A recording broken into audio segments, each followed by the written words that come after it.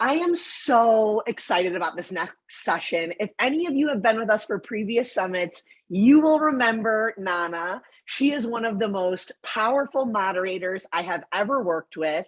So I'm going to kick it over to her and let her lead this next session. It is called Watch Us, Follow Us, What Video and Social Media Mean for Local Businesses. We have Nana, we have Julianne, Kristen, and Danielle. So Nana, I'm going to hand the mic to you. Take it away. I'm so excited. Awesome. Thank you so much, Emily. I'm thrilled to be here this year, not only on the panel again, but actually as a moderator. I enjoyed it so much last time being a panelist. I actually still get DMs from a few of our attendees about, what was that social media tip you dropped? Can you remind me of this? So I truly know firsthand how impactful this conversation is. So please, I know you're excited, but hold your questions until the end. We will be sure to get to them. I would love for the speakers to introduce themselves. We have so many amazing panelists here. I know you guys already did a quick introduction, but please say what publication you're with and don't feel forced, but if you want to share a fun fact, anything about social media or yourself, please feel free to share it. And I'll kick it off with you, Danielle. Hi, everyone. I'm so excited to be here. I don't think I need to give quite an introduction on who I work with. I am here on behalf of TikTok, and I run one of our SMB teams here.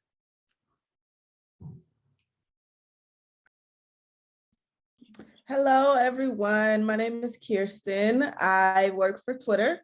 I run one of our customer success teams here as well on the SMB side. And hi guys, I'm Julianne Fraser. I'm the founder of Dialogue New York. We are a digital marketing consultancy based in Brooklyn, and we specialize in building influencer marketing strategies for different luxury and lifestyle brands.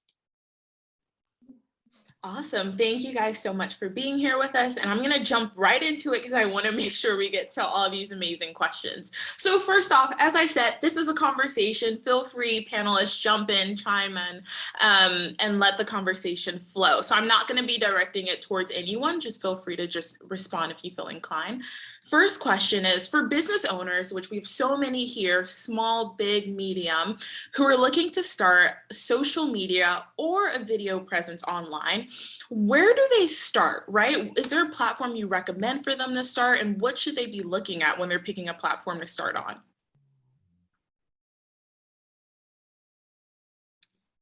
I will say that, and I think Julianne will be able to be a good view across the board. But it's, to me, I think the place to really start is just digging in and getting to understand the different communities and the different platforms and understanding what's happening, what's the conversation. I think one of the things that can be hard as a small business is that you only have so much time in your day and you're balancing so many things that adding another component or a platform or another presence that you have to manage can feel overwhelming. But I think, really looking at, who these people are, what are the conversations, and if you're just observing first, I think you'll find the place that's going to resonate for you or for your brand or for your company, and then you can make the decision on where to prioritize. Yeah, and just to piggyback off that, I totally agree. I think it really starts at the ABCs of marketing, the basics of really understanding your target consumer and what their interests are and their age range and their demographics and their lifestyles and their interests, and really taking the time to dig into all of those details, know them inside and out, because I think so often there's pressure to hop on a platform because it's trending or because it's working for certain brands. And I think you really have to be thoughtful and recognize if your consumers are engaged on those platforms and if you're going to reach them. And then also in understanding their interests, that will really dictate your content strategy and knowing what is the right content to put out and how are they consuming content and how are they sharing it, and also it leads to, what influencers will be appropriate to kind of help amplify your messaging. So I think it's really important to take the time to slow down and really do your research, because, as Danielle said, like it is a lot of work, and biting off more than you can chew. It's almost worse to be across multiple platforms if you don't have the resources to really manage them. So I think taking that time to figure out what will be most worthwhile is really important. Yeah, to piggyback off that as well, I think a lot of things, that people think about when they're thinking about their customers, everybody is everywhere. When you really think about it, your customer is wherever you feel most comfortable, I think. A lot of times as business owners, we think we need to be in 30,000 places at once instead of just choosing the platforms that you really do feel most comfortable and you can be your most authentic self. I think that's most important. Of course, the bias with me would say, choose Twitter, of course. But, definitely choose where you feel most comfortable and then go from there. Your audience is where you are. I love that. You can even think on that too, of not just where you're most comfortable, but what's the kind of conversation you want to have there. The conversation and the speed of Twitter is very different than, the entertainment and coming for joy at TikTok. And I love that you can think about showing different aspects of your business in those kinds of ways too. Yeah, and I think it all goes back to knowing your audience, right? Once again, Julianne pointed to this. What is the demographic? What are their interests? Where are they spending a lot of their time? And you can quickly find that out by using polls. Actually, I think all of the platforms on here have polls or have ways that you can utilize to figure out what your audience engagement, interests, likes, all of that are. So be sure to use those platforms to help you figure that out as well. Speaking of utilizing time and prioritizing your time as a founder, oftentimes the question that you get is founders want to know, I have a platform already, but should I create a separate presence on that same platform to promote my products when they first launch? What would you guys say? Yeah, I think this one is interesting because in so many of these discussions or so many articles that you can read about, strategies that work, and you can also look at case studies of brands that have leveraged really influential founders. And it's really easy to almost follow in their footsteps and have follow a rule book of what works. But I'm going to say the most cringeworthy word, which is so overused, but I can't, it actually is really vital, is authenticity. And if you're just joining a platform to check a box, to be an influential founder, to grow your following, and you don't enjoy it, it doesn't feel natural, you don't, and we all know committing to a content strategy and putting out content is definitely a lot of work. It's not easy. It requires commitment, and it has to really feel authentic to you and genuine. And I think people in your audience and your customers can see right through it. And if you're just following sort of another founder who's doing a great job and trying to kind of copycat, it won't work. So I would just say, certainly without question, a lot of the brands that we work with have very influential founders, and it is really beneficial to their greater strategy, but it's not for everyone and it shouldn't be forced, sort of my opinion. And also, question off of that, if you already are promoting your product on your personal page as a founder, let's say you have a following, you're promoting your product there, should you create a separate Instagram too as well, just solely for that product, and then manage too? Or when do you say that transition is necessary, right? That's a really good question. I think no matter what, if it's a standalone brand, that it requires its own separate marketing strategy. And I think it really depends, because so many founders come from different avenues. So there's some very influential, some influencers who are launching brands, so obviously able to capitalize on their community as a stepping stone, but also a lot of founders who have just built social reach by being, really influential, inspiring people to follow. So I think definitely I would recommend separating the two, because a brand requires its own content strategy, but definitely something to consider, because that's a lot of work to manage two different accounts and maintain that engagement.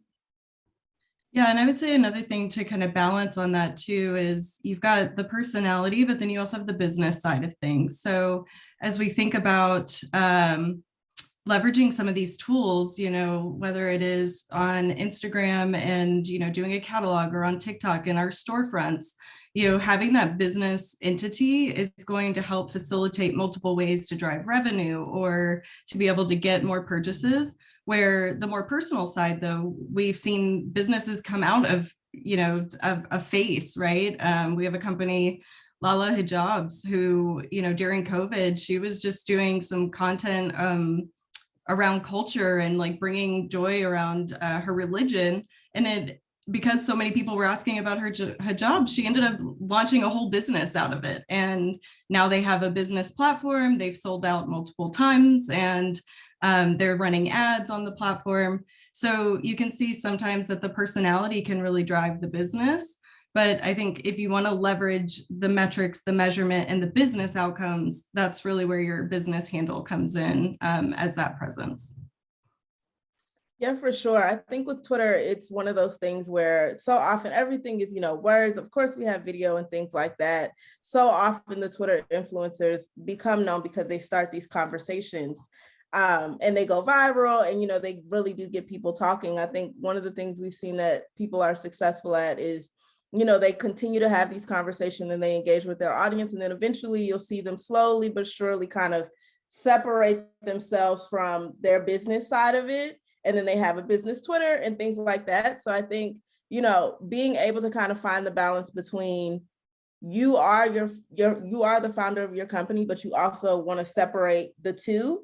I think that's really beneficial for businesses in the long run, in the sense of, if you do want to go off and start something completely different, you still have this business and you still have your own personal things that you want to talk about. And then you can go off and leverage your personal brand that you've also built and, start your next thing as well. For sure. There's definitely a lot of tools. I think a lot of people don't realize, right? When you have a business account on either of these platforms, that's very different when you have an individual account. So make sure you're utilizing those tools. You're figuring out what they are too as well. Next question. I love this question so much because I still don't know what are the perfect, do's and don'ts for TikTok, Twitter, and Instagram.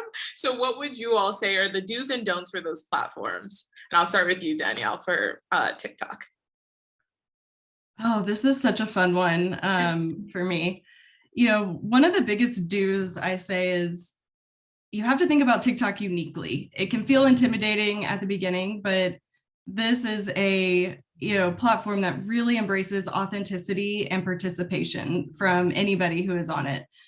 Trying new fun things, different, behind the scenes. It's just a really open way to be able to resonate with your audience in a different way.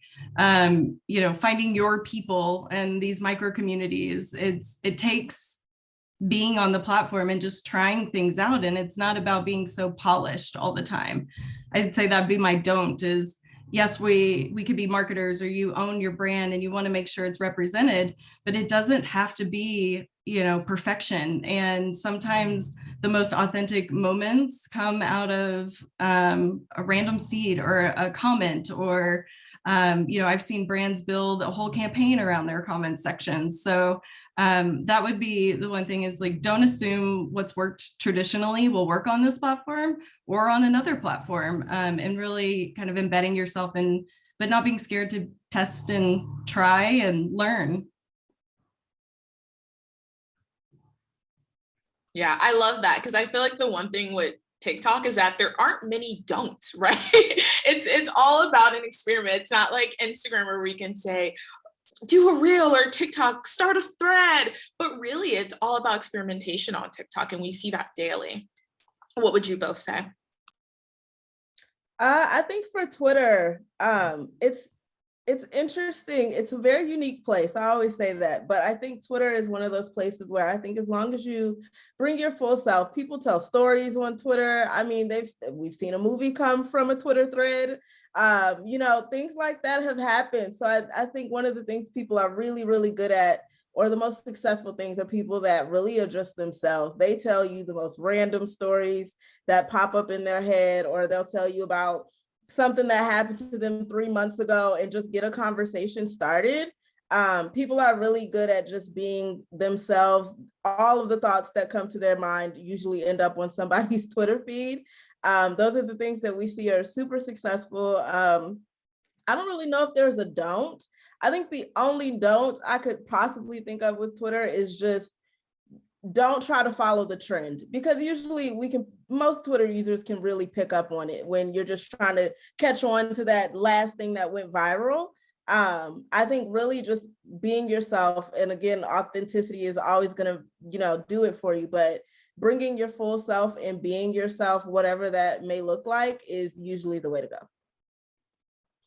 And I think from my perspective, I kind of grew up in the world of brand marketing, and I really understand and respect the commitment to building like a universe around a brand. And a lot of the clients we work with are some of the best in the business, from Sakara Life to Seed to Gia. They've created these incredible brand halos that they, really protect. And I think it's such a fine balance. And as strategists, we're always working with our clients to make sure that we strike that balance, because it's really important. It feels authentic and it doesn't, tarnish the brand that they've built. But also, as Kirsten and Danielle said, you can't force a content approach on these platforms. So knowing that TikTok really lends to that authenticity and realness, a lot of our clients will, want to really have produced and perfect content that won't perform, and they have to feel comfortable with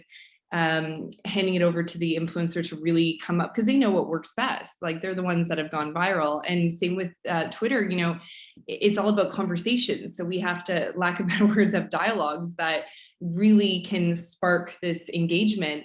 And Instagram, it's always been sort of that original aspirational platform that so many people look to for inspiration. Same with Pinterest. So if an aesthetic is really a crucial aspect of our clients' brands, we'll recommend that. So I think it is striking a balance and not losing yourself in the platform, but also not being too rigid, because many times I've seen, a client really stick to their brand guidelines and they're confused why it doesn't work and why there's no engagement. And I think you really just have to kind of like lend yourself to the trends of engagement on the platform.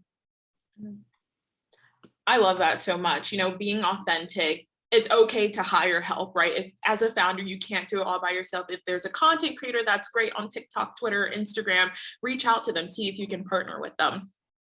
Piggybacking off of that, you talk about authenticity and consistency and using the platform and growing on the platform, but how can businesses convert followers into customers on your platform?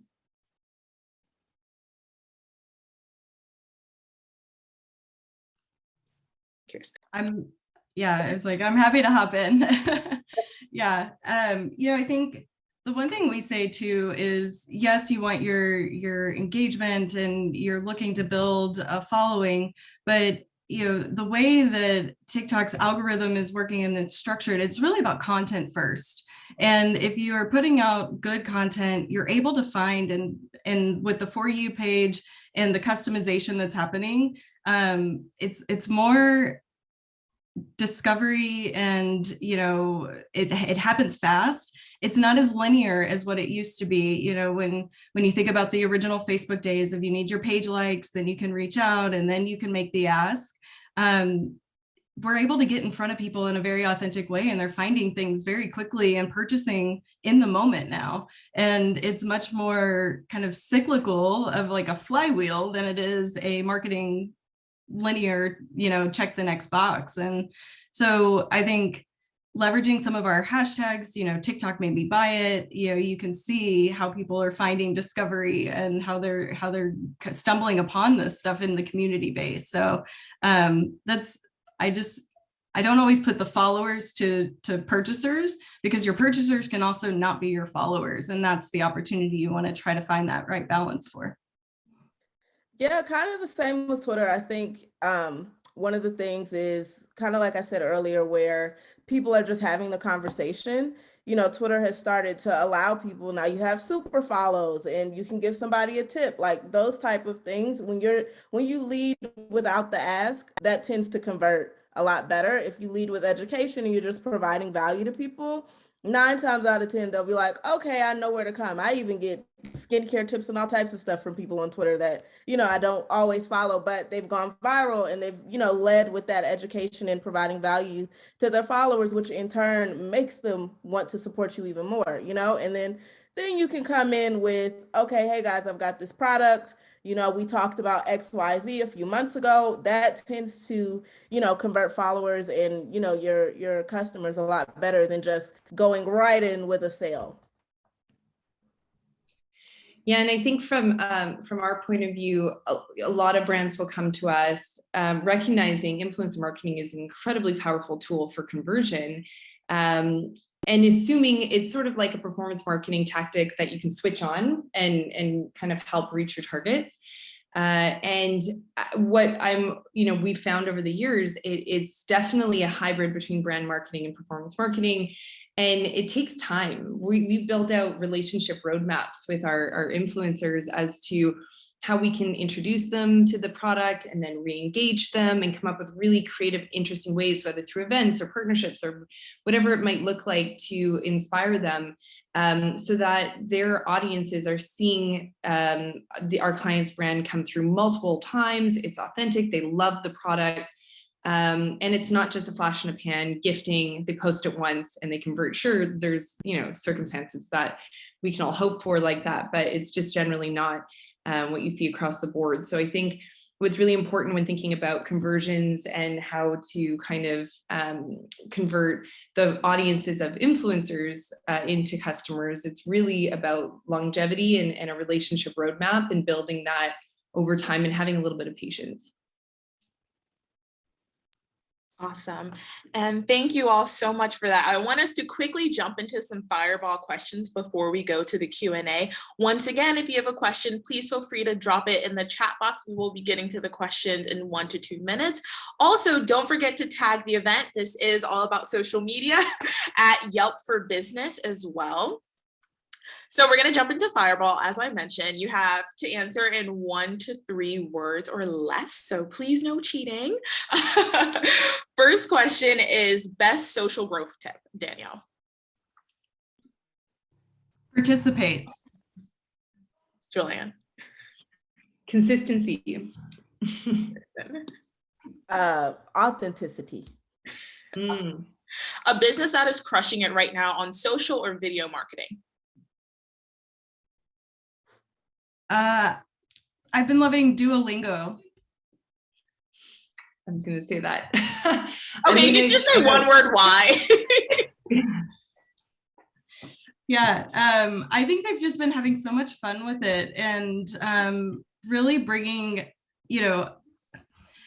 a brand to life in a certain way for something that is a language-based app. It's just really interesting in how they're having so much fun with it for me.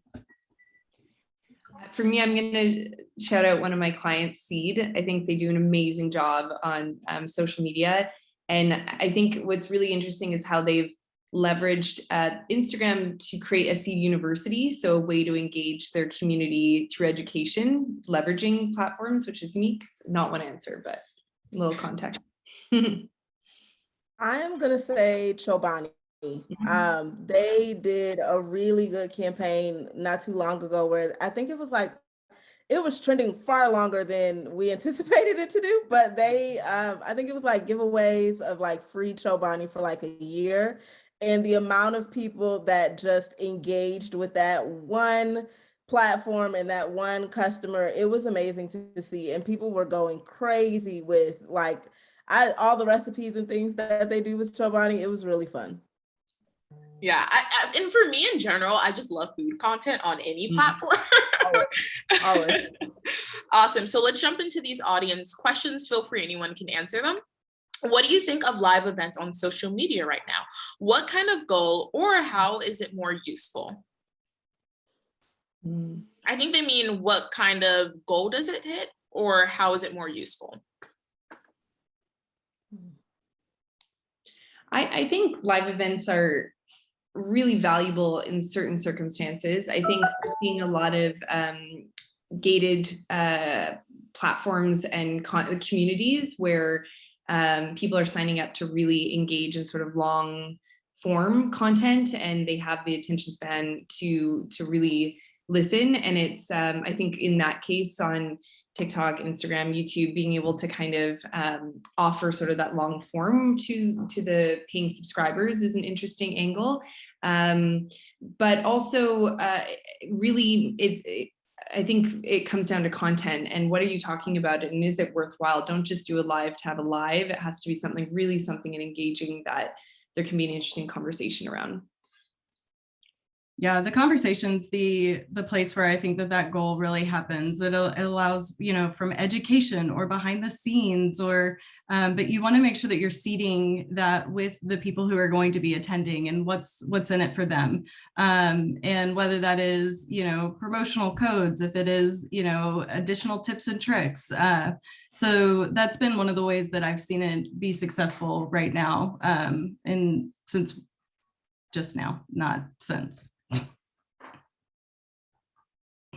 Yeah, I definitely, I feel like live events, obviously during quarantine was at its peak. We had so many people engaged. You are slowly seeing those numbers fall a little bit. But I agree with Julianne, like it really has to be very informative and speak to exactly what your audience wants. Speaking of audience and keeping people engaged, next question is, and this will be the final one, how can I get my followers to actively engage with my content? And we can do this from all types of platforms too. We can do TikTok, Twitter, and Instagram. I'll start with TikTok. Yeah, for us, I think leveraging all the different components that make the app so unique is the way you get your team, your followers to be able to engage, whether it's inviting them to do a duet with you, if it is getting them to hop on a trend or a sound that maybe is relevant for your business, and seeking for the feedback, asking for them to put things in the comments. What do they want to be seeing? But the app allows so many creative ways to really build upon and continue to push forward a message that don't think about pushing out, think about how do you invite back, how can they build on it, what can they do and take and customize with it. And that's kind of the beauty of the TikTok flywheel. Yeah, same for Twitter. I think, like I said before, leading with value and really just being consistent. Not every tweet you put out is going to get the amount of engagement that you may want, and that's okay. I think as long as you stay consistent, and there are call to actions you can do. You can ask questions. You can do a poll on Twitter. You know what I mean? You can do all of those things in order to get your audience to engage. And the same as far as asking for feedback. Sometimes they may tell you what you're giving them is not necessarily what they want to see, and that's okay. And you may have to pivot. That just comes with the territory. But I think as long as you stay consistent, your followers will eventually come, and they will continue to engage with your content. And I think from my perspective, it's really just about value. It's easy to get wrapped up in sort of your brand, your messaging, and what you want to be putting out. But at the end of the day, if it's not offering value, you'll lose the attention span very, very quickly.